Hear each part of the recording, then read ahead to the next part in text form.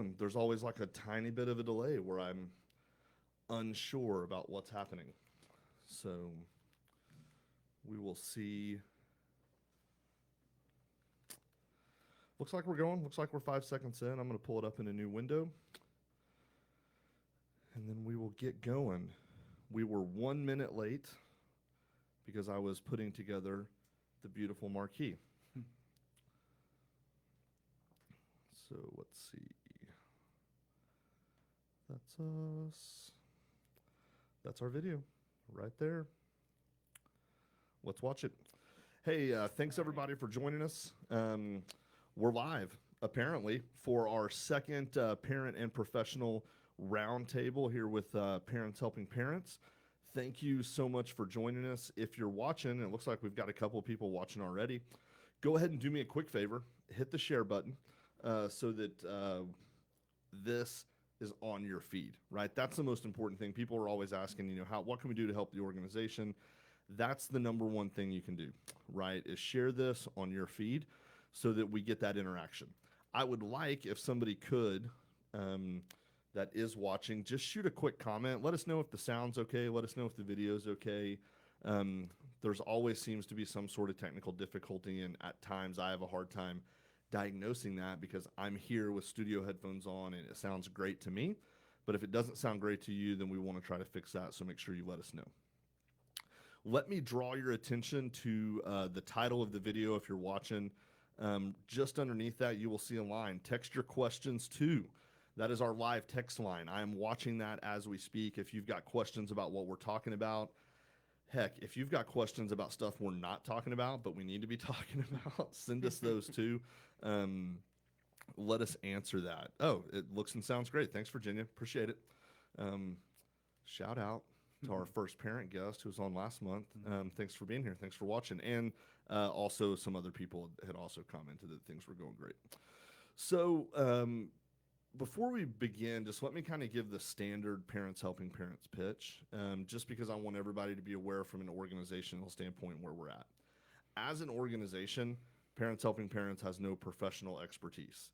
He has professional expertise, which is why he's in the room with us. But as an organization, we don't. Our mission is really limited to providing resources, shared experiences, and peer support from a perspective of a loved one and a family member that's been there. And so that's what we do. We share those experiences. We help you find resources.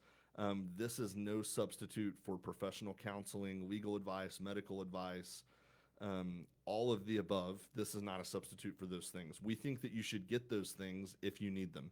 If you don't know how to get them, that's where we can help, right? We can help put you in touch with resources. So I'll direct you to the Parents Helping Parents website for information about our other meetings or for phone numbers to get in touch with us, emails, and those type things in order to uncover those resources.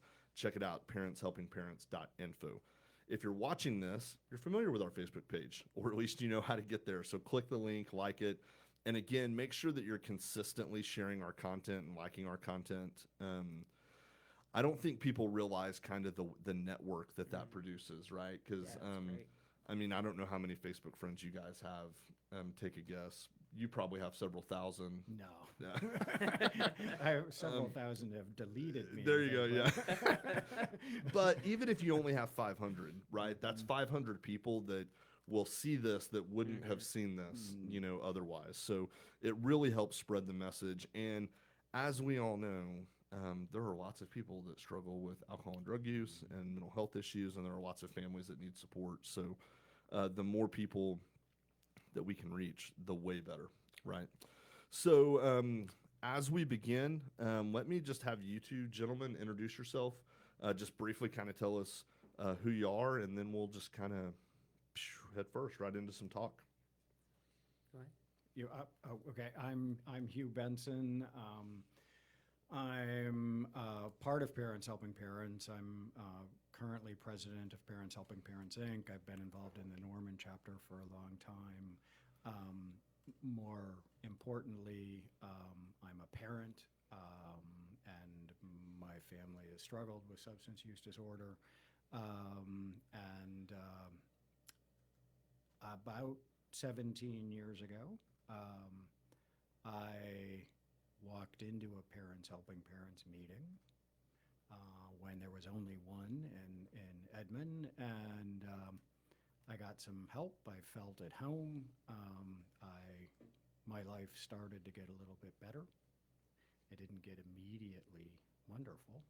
It just got a little bit better, and one day at a time, it got better. And despite all the crap we have going on in the world, my life's really pretty good now. So, and not Parents Helping Parents was just one of the many things, but the first thing to sort of help me get my life back together. So. All right. Hugh, thanks for joining us, man. Sure. I appreciate it. Mm-hmm. My name is Caleb Scoville. I'm a licensed professional counselor at Transforming Life Counseling Center in Edmond. So myself and several other the therapists from Transforming Life have gone to Parents Helping Parents Edmond and done some activities there several times and try to stay involved with them every year and do something. Let's see, I've been a therapist for, I guess, about 8 years. Seems like whenever people always ask me that, I always say, well, when do you technically count starting? It seems like I've been doing stuff like this for a long time, but probably the state of Oklahoma has their definition. Well, and not only that, but sometimes it feels like 40 years. Yeah. You're like, Well, that's true. Yeah. Caleb, tell us just a tiny bit about your backstory and why you decided to be a therapist. Okay. Because I find that interesting. You've got a little bit of a unique story. Yeah. Well, we're going to talk a little bit about trauma tonight. That's what Derek said we're going to be talking about. And that's really what kind of thrust me, and actually I think probably a large majority of counselors out there into doing what they do is just their different trauma that's happened in their own lives. And for me personally, that started when I was about 9, when I was diagnosed with a malignant brain tumor and went through the whole chemotherapy and radiation. And just through that time at 9 and then all the way to, well, my current age, 36, just seeing people in the hospitals, whether that was families or the children themselves, and just seeing that they needed a lot of support through that. And that's one thing that really spurred me to want to be a therapist growing up. And then it really solidified when I was 18, when I went to a camp for parents and families of kids who were diagnosed with life-threatening illnesses, and talking to that psychosocial group, kind of like Parents Helping Parents has. And I just really enjoyed that and kind of stemmed from there and solidified there. One of the areas of focus that I wanted to talk about tonight was trauma. In a broad sense, but also in a focused sense, how it impacts families, how it impacts addiction. And I think the first thing that we need to try to do is to get some sort of working definition on what trauma is. And so I know Hugh's just a layperson in terms of professionalism, but he's a storied philosopher and pontificator of ideas. So Hugh, maybe kind of talk us through, just from a community member's perspective, somebody without professional training in therapy, what would you consider trauma to be? How would you define trauma in your own life? Well, it's a little unfair because I've gone to lots of Parents Helping Parents meetings and heard folks like Caleb talk about trauma. So I think what I used to think about trauma is that it was some big traumatic event, so a death in the family, or a physical attack of some sort, or maybe bullying in high school or something like that. I've come to understand that, or at least as I understand it, what's traumatic is just whatever ends up being traumatic for you, and what might not have been traumatic for me might be traumatic for you, or the other way around. And one of the things I was thinking about trauma on the drive up here, and I think we often think of it's really important, I think, to understand that our family members who are struggling with substance use disorder are often dealing with some sort of trauma and self-medicating in some way, whatever that trauma is. And often parents don't know. Sometimes they do know what the trauma is, and sometimes they don't. But the other bit that I think sometimes gets missed is parents are struggling with the trauma of substance use disorder in their family. And that they're traumatized as well. And again, that's going to range from family to family, but it's a big thing. It's why the whole family needs treatment. It's not just a kind of, let's get the loved one fixed and everything will be fine, because if the substance use has been going on for any length of time at all, it's traumatized in some sense the entire family, and they need to work through that. That, I don't know if that's a layman's version or somebody who's misunderstood what a lot of people who do know things about this thinks or what, but that's my thought. So, I love the phrase, I know just enough to get somebody hurt, right? Yeah, so, Caleb, kind of expand on that a little bit, like from a clinical standpoint, from a therapeutic standpoint. How do professional therapists, how do people in the field define trauma? Well, just long story short, how if somebody just came up on the street and asked me about, losing people because they get unfocused, which I would do certainly. Trauma is just basically a deeply distressing emotional or physical event, and that's, like Hugh said, very individualistic. That can means different things, different people, and people deal with it differently. What's traumatic for one person may not be traumatic for another person. I don't want to interrupt, but that to me has always been confusing. Well, right, like how is it that the three of us could go through, and let's say as we're wrapping up today, we're walking out and we all get mugged at gunpoint or something, right? How is it that we can all experience an identical event, but that each of us emotional and psychological response to that event be so different? I think it plays a lot to environment and development, social emotional development, what somebody grows up with. Like, some parents might say, oh, suck it up, just as great, get up. And other parents might be more nurturing and caring to that sort of thing. Or other things just in the individual's face. Like, say, for example, of course I have to go with what I know. Sure. But a child who's, had a major illness, major sickness, like a leukemia or a cancer of some type, down the road when they're older, if they have to have something like a splint or surgery for their knee, that's not going to be as big a deal as somebody who's never gone into a child who's never had anything like that before. So, but I also think trauma can be re-traumatizing for people. If they've experienced it before, then something happens and they can get re-triggered, refocused, and kind of lose that ability to cope with that. If it's significant enough, and say maybe that trauma was denied in the past and never really dealt with, then you're certainly more likely to see things like that. I think to me, it's easier for me to understand how it could vary from person to person if you think at the lower end of trauma. So, for example, some people seem to be more susceptible to bullying than others, right? Yeah, some people just, point.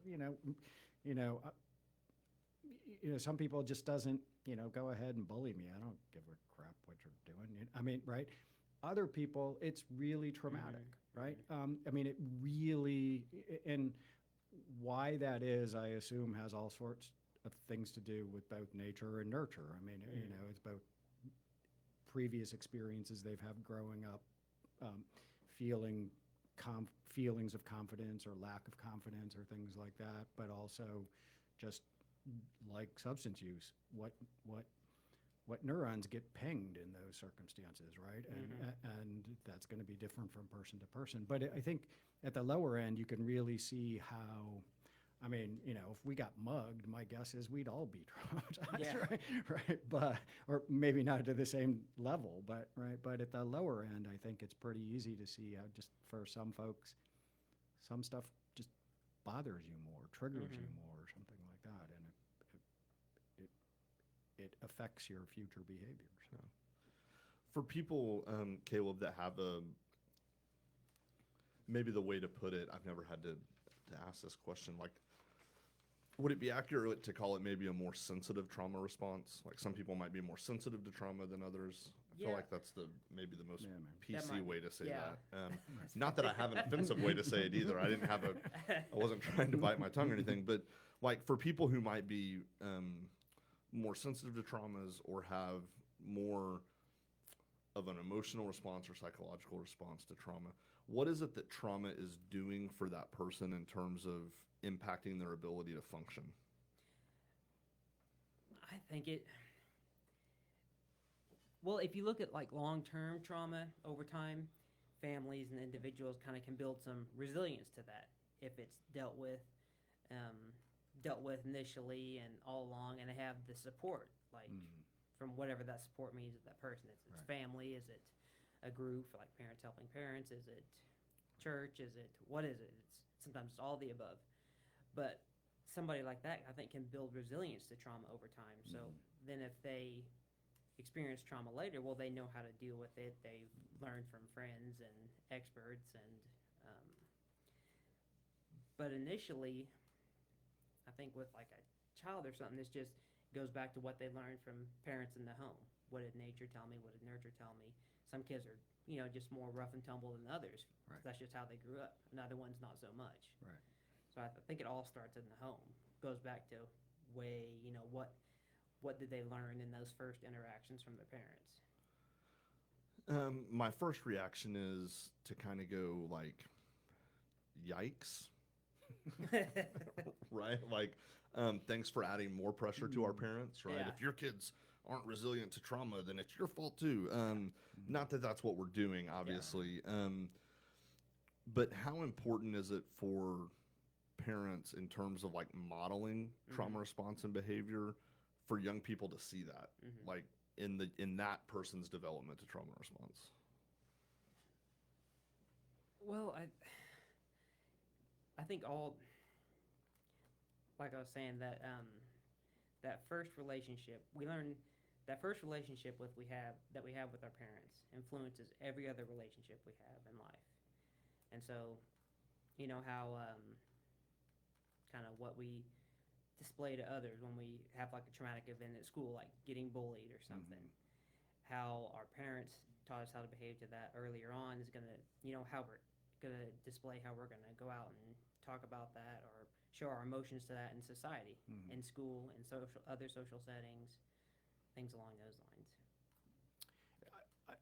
Speaking from the sort of parental side of this, I think when in my own case, I reacted to my kids what seemed to me relatively, I wouldn't have called it trauma, but what I think now I'd call traumatic episodes, as I would have reacted to them, or at least as I thought I would have reacted to them, right? So, if one of my kids was getting bullied, I'd say, just ignore it, right? Just, don't let them have power over you and stuff like that. Now, I don't know whether that's really how I responded to bullying when I was a kid or not. That's how I think I responded to it, but I was, I probably ran and hid in the corner. I don't know what I did. But I know I know when I would say something like that, I wasn't taking the trauma seriously enough. And I'm not, you guys know me, and other people, if they know me and are listening, they know, I'm not about blaming myself about stuff. I was doing the best I could with what I knew. But I think if I had known more about trauma as a young parent, I would have responded differently. I would have asked more questions instead of given more advice about how to deal. I was giving advice on how I thought I would deal with it. And that's not always, in all sorts of ways, how I dealt with things is probably not a good way of dealing with things. Right. So, not that I'm agreeing with you. I'm just saying I relate to that statement. Not that, you're right. You did not deal well. Right. But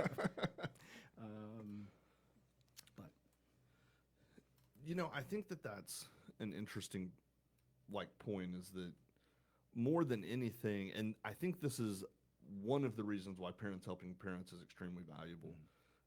not in terms of necessarily trauma, but just in terms in general, we've got a mission of education.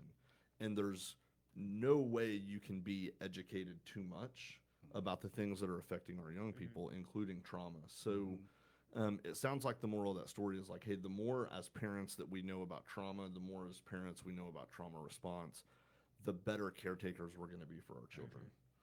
What are the things, like, I don't want to, I'm trying to not say the wrong things. Are you inclined to say the wrong things? Always. I see. Because the phrase that I have in my head is the fear that a lot of people have is that it's too late, right? Yeah. It's too late. I've already experienced trauma. Like, now what? So at the point that we find ourselves looking back in hindsight, either as a parent who it's really easy as a parent, which I am now since March, right?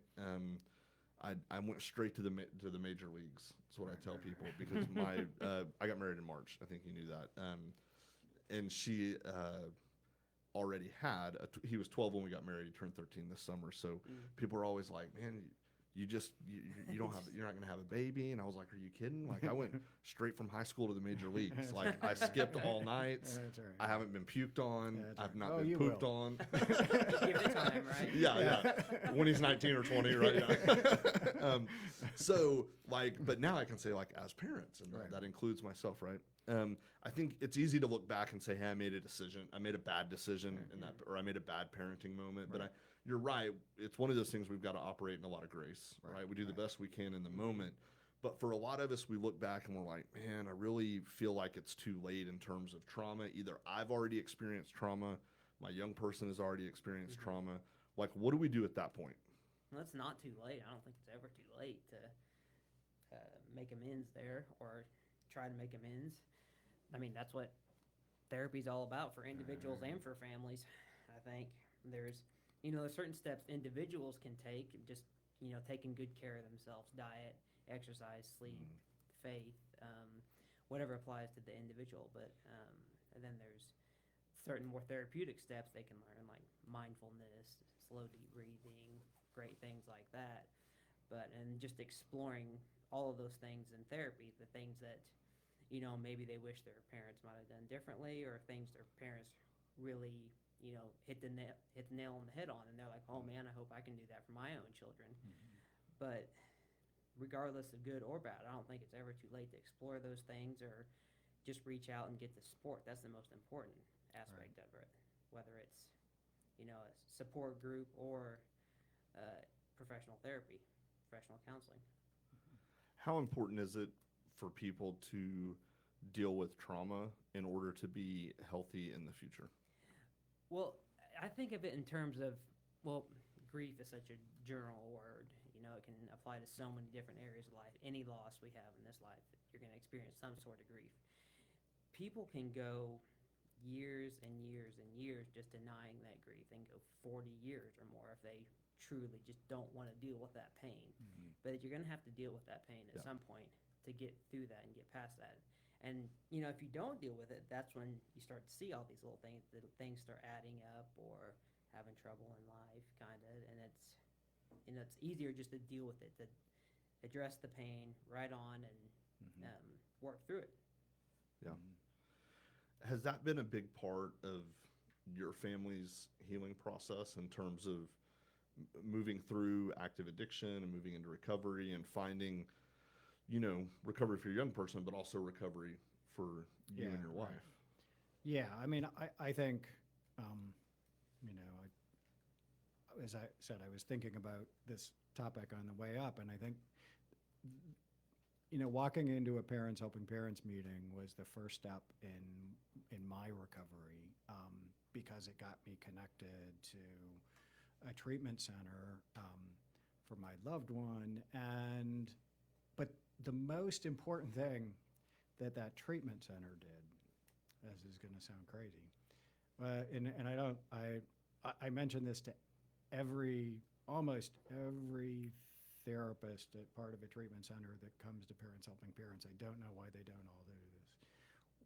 I had to, when my son went to treatment, I had to sign a contract that said as long as he was in treatment, I'd go to Al-Anon. Now, I don't care whether it's Al-Anon or Families Anonymous or Celebrate Recovery or therapy or what it is, but I would go to Al-Anon. Now, it was really important then that my son was in treatment for a while because I hated Al-Anon. Right? But fortunately, he stayed in treatment long enough for me to start to get a little bit out of Al-Anon. And you know, I think, and I would have never gone. I mean, part of the reason I hated it is for the first, you know, X number of meetings, all I did was argue with those poor people, and they were so nice. You know, I would just, no, that's not true. That's not, you know, but I think there's a line in at least the Al-Anon opening that says, I can find contentment, even happiness, whether my loved one is using or not. And that, to me, is the most important thing I've got to understand. Yeah. But if, as almost all parents are, if I'm a loving parent, that is the hardest place in the world to get to. To be able to find contentment, even happiness, whether my loved one is using or not. It doesn't come in the first 6 weeks of Al-Anon, the first 6 months of Al-Anon, the first year of therapy. It comes really gradually. But for me, and what that did was, to my mind, is it took the pressure off my loved ones using.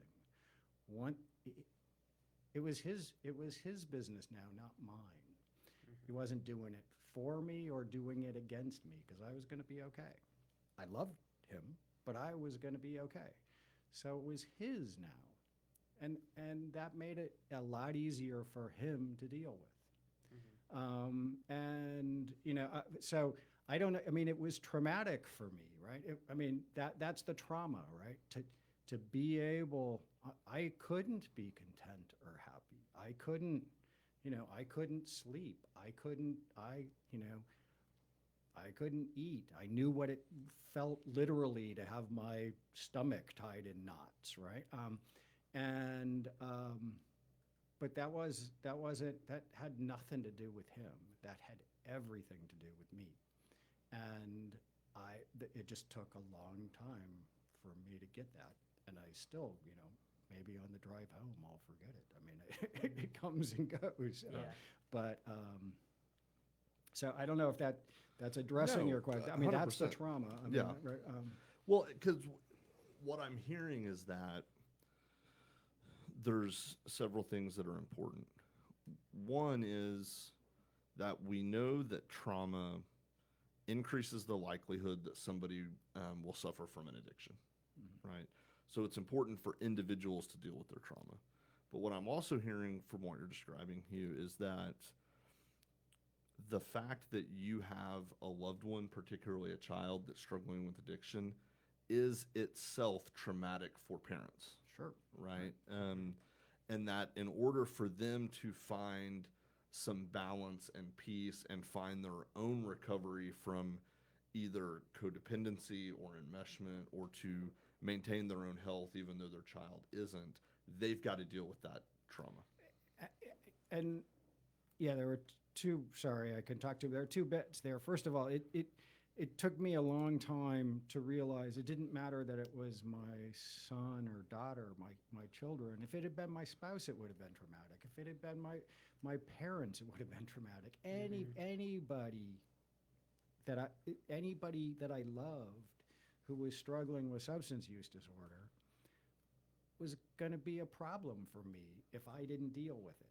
And then the other bit is, if I don't deal with my trauma, I'm going to affect their recovery. Just like if they don't deal with their trauma, they're going to affect everybody else in the family, right? If I don't take care of my pain, I'm going to be doing the best I can, but I'm not going to be doing very well, right?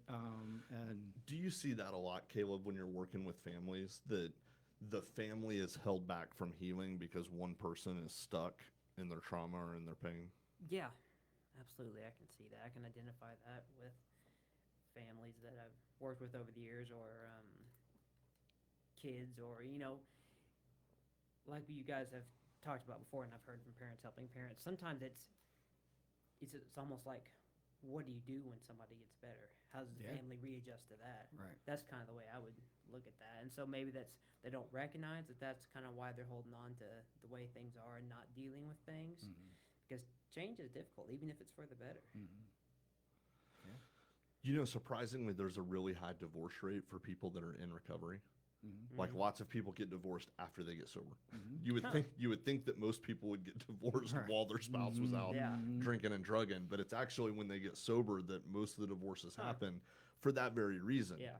Especially if that addiction has been very long suffering. Right. The only person that spouse knows was the addicted Right. person, and they don't understand the recovering person. And so you see a lot of marriages fall apart actually in recovery, That makes which sense. is an interesting dynamic. Interesting, yeah. When trauma goes undealt with for long periods of time, Caleb, like somebody's got unresolved trauma 5-10 years, what kind of ways is that going to affect their lives and their relationships? It's going to be very impactful. Well, because in that little brief definition of trauma earlier, the emotional aspect of trauma impacts people, and the physical aspect. The emotional aspect would be, well, it's going to impact all my relationships with everybody I meet. Maybe I'm unconsciously pushing away or disrupting these relationships, or maybe I'm consciously doing it. Just a lot of emotional turmoil. And you talk about with trauma, like PTSD and the fight, flight, or freeze. That can be the emotional and the physical aspects. Like we already talked a little just briefly about the emotional, but the physical could be, I feel that headaches or nausea all the time, or muscle tension, and wherever that might be, because there's that famous book, Derek, I'm sure you've read it, the Body Keeps the Score, and I haven't read that.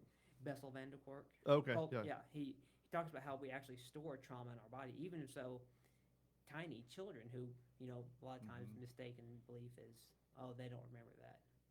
Yeah, they do a lot of times. And it's kind of gets stored in our body, which is a very complex thing.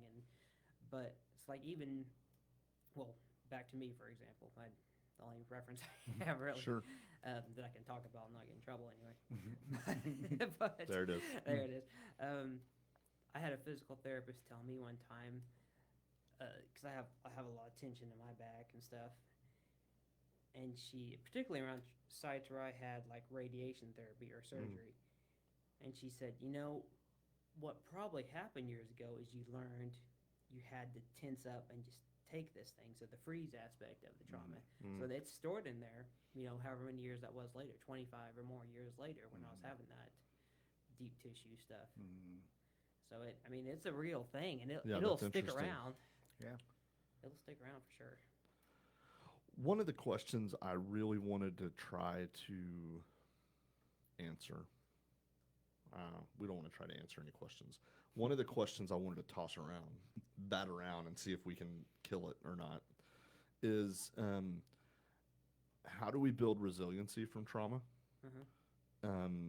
individually, but also how do we build family resiliency towards trauma? There's no softballs. Yeah. These are fastballs right down the middle. For the family, I think. It's on the internet. It's going to be here forever. Yeah, what Hugh said in regards to the family, I think that was a great response to that. How you kind of dealt with it and you had to come to terms with it.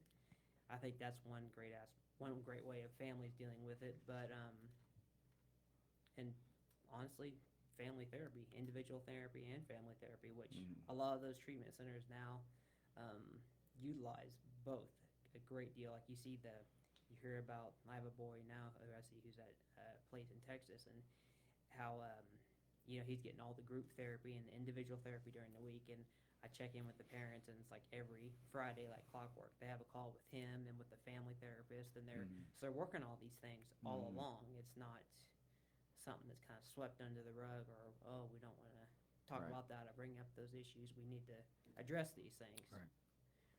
And I would hands down tell people, Hugh, you'd probably agree with me. You've got some experience in these matters. I agree with you all the time. Not all the time, but sometimes. Yeah. If you're looking for a treatment program for your child, no matter how old they are, if that treatment program isn't telling you that family therapy is a huge part of this process, then you need to ditch that treatment program and look for a different treatment program. absolutely, yeah. Yeah, I actually think that's been a change over the 17 years I've been sort of involved in this. Is I think the client has expanded from the individual to the family. Yeah. And I think that's a really important thing. I know there are problems with billings and stuff like that, and I, and what, because but I think it's really important that the whole family, and I know it can be hard. The older the children, the harder it is to get the family involvement. And the longer the substance use has been going on, the more resistant the family may be to participating because they've been hurt so often, or whatever. I know all that's really hard, but I think that's crucial. That one of the people that I miss the most in this business is Ron Tewksbury. Not that I'm in the business, but in Right. your side of the business is Ron Tewksbury, and he always said things that I never understood until years later, and even then, I'm sure I don't quite get them. But one of the things he used to say was, when people go to treatment, they will stay in recovery if one of two things happen. They either don't go home, or the family's changed by the time they get home, right?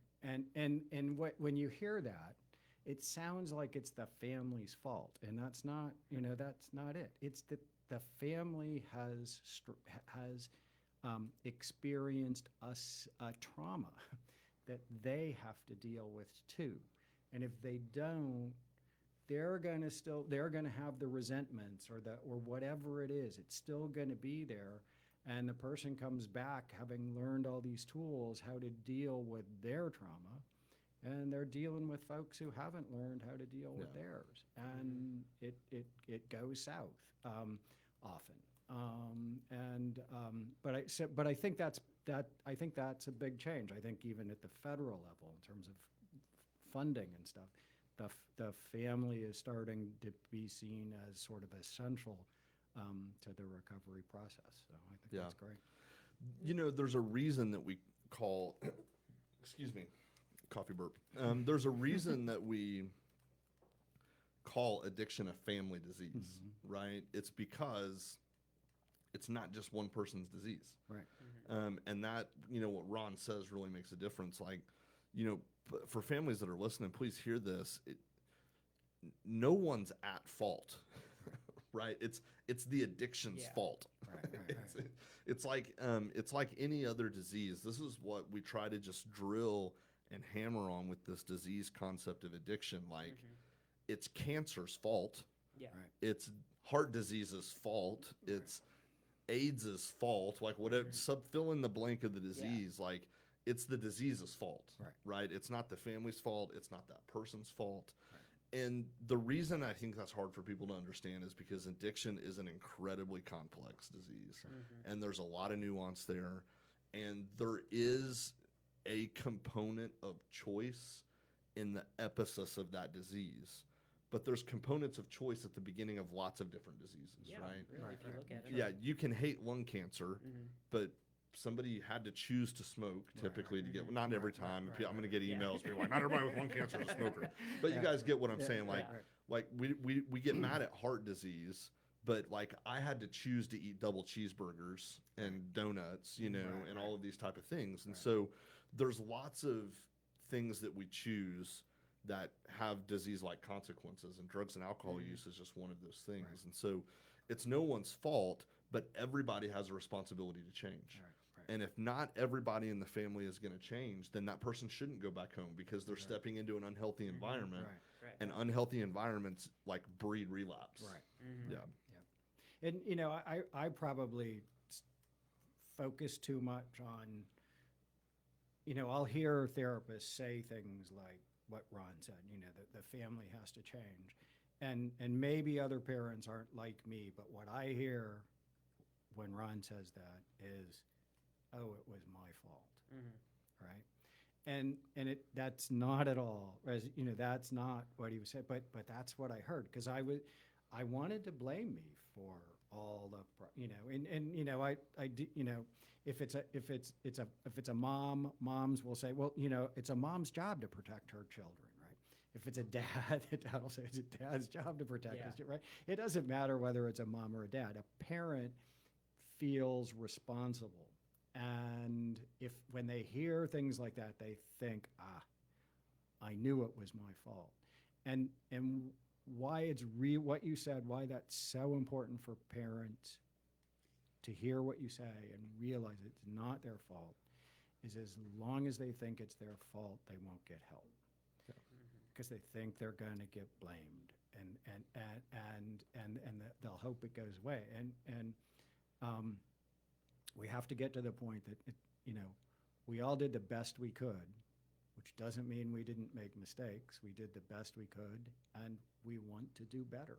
That's all, and we need help doing better.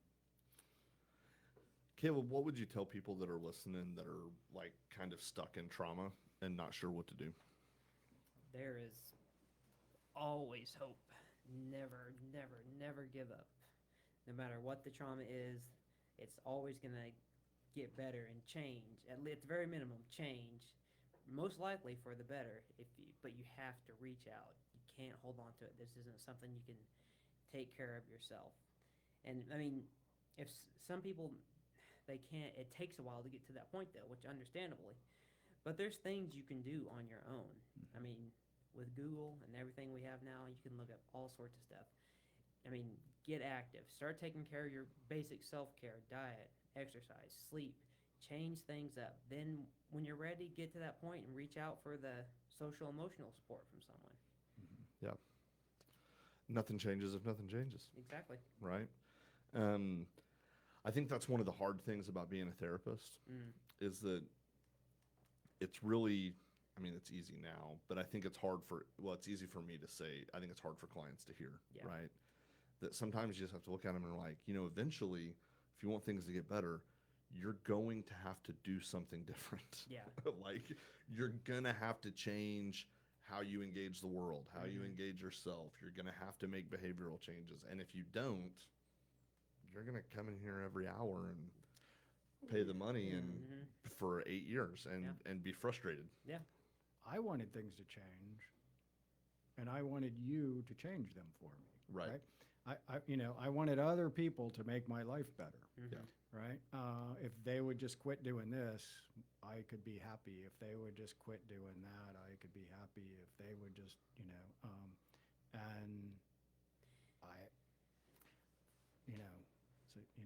I, as I say, other people were not doing that, and they were smiling. And I was doing that, and I was frowning. So if I want to start smiling, maybe I should do what they're telling me to do. Right. And which is work on me. Yeah. And I want to take like 10 seconds. I want to remind people that might be listening to us live, if you've got questions for our live text line, 413-384-9244. It's in the description of the video if you're watching. Send those questions to us now. We're going to be kind of wrapping up, and I want to make sure if you've got questions, go ahead and get them to us so that we can try to answer those. We always get questions like right after we cut the live feed. We start getting questions, and I'm like, no, too late. Got to change, right? Got to start asking those questions early. So while we're waiting to see if anybody's got questions, Caleb, why don't you tell us a little bit about what you guys do at Transforming Life, and tell people in the Oklahoma City metro area how to get in touch with Transforming Life if they're interested in any of you guys' services. Yeah, so Transforming Life is a counseling group that I'm a part of, and we're at 164th and Pennsylvania and Edmond. We kind of have therapists. We have a large therapist group. Most of us are in office, but we do have some that kind of come in and share offices here and there. What I always like to tell people is, whatever the need is if it's for, a little one, 3 or 4, all the way up to however old, we probably have a therapist who can cover them. We're all individuals in the group, so we have different insurance plans we all take. Just a whole bunch of different needs. Like I see little ones. I see all the way on up to, I think, I'm not even sure how old my oldest is. Probably 75, somewhere in there. It just kind of depends. We all have different specializations we kind of work within. Okay. So. Is there a website or a phone number people could Yeah. use to reach you guys? Absolutely. Telephone number is 405-243. Blanked out. Anyway, tlccok.com. That's the easiest. Everybody uses the website anyway. Yeah, tlccok.com. Or on Facebook. Yeah. Instagram. Both of those. Facebook and Instagram, Transforming Yeah. Life Counseling Agency. Yeah, And that's the Hugh, quick access. yeah. Hugh, for people who are interested in more about Parents Helping Parents, whether they want to volunteer, they want to start attending some of the other meetings, give us the rundown on how to get in touch with them. Sure. The easiest way to get in touch with them is the website because it's easiest to remember, parentshelpingparents.info, I-N-F-O. I don't know the telephone number either, so I won't. Yeah. I don't even Yeah, know don't it. We have 4 different chapters. We have the original chapter in Edmond. It meets on the first and third Tuesdays of the month. Now everything, Edmond's meetings are Zoom meetings. Norman has a chapter. It meets, this is why you have to go to the website. It meets on the 2nd and 4th Thursday of the month, and it's a Zoom meeting. We now have 2 new chapters. We have a chapter in Tulsa, which also meets on the 2nd and 4th Thursday of the month, but it's in person now. They were on Zoom for a little bit, but they are now meeting in person. And Oklahoma City is on, oh dear, I think, well, they're not meeting at all right now. I think they were meeting on the 1st and 3rd Thursday of the month, if I remember correctly. But since COVID, they haven't been meeting. But all 4 of those chapters have a phone number, have cards. You can give them a call. It's not a hotline. I'd like to explain that I eat dinner and I take showers and I sleep, so I don't answer then, but I will call you back. And the other chapters have a phone number too that you can call. You can call to cry. You can call to ask for resources, and we'll have 3 or 4 therapists we can give you, 3 or 4 treatment center phone numbers we can give you. We'll tell you where the nearest Al-Anon meeting is, the nearest Families Anonymous meeting, the nearest Celebrate Recovery meeting is.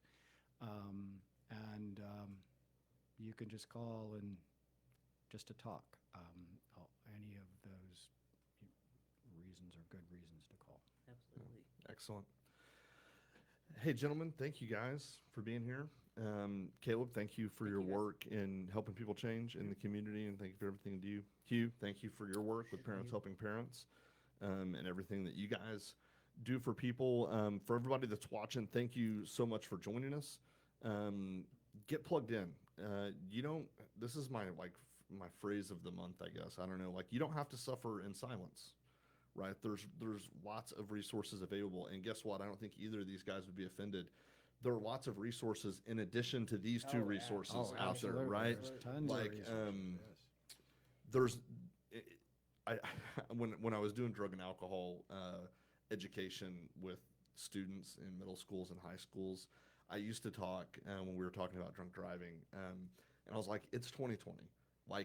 The excuses that people had when I was in college to drink and drive no longer exist. Yeah. I'm not validating drinking and driving ever, But like if you went to school or went to college at a small, like there were no cabs in Stillwater. Right. Like there were limited options. It was either walk home, catch a ride, or make a bad decision. Like you can be in Farmingtonville, Pennsylvania, population 200, and get an Uber. Yeah. Right? Yeah. Like That's true. like I was staying at like in Podunk Mountain Town, Colorado, and they had one Uber guy. And like you might have to wait a little bit for him, but they had an Uber guy in that town. So it's like I say that to say like students have no excuses anymore to drink and drive. It's too easy. There's too many ways for them to make better decisions. Families and individuals are out of excuses in terms of resources. There are plenty of resources available for all income levels, no matter what's going on in your life.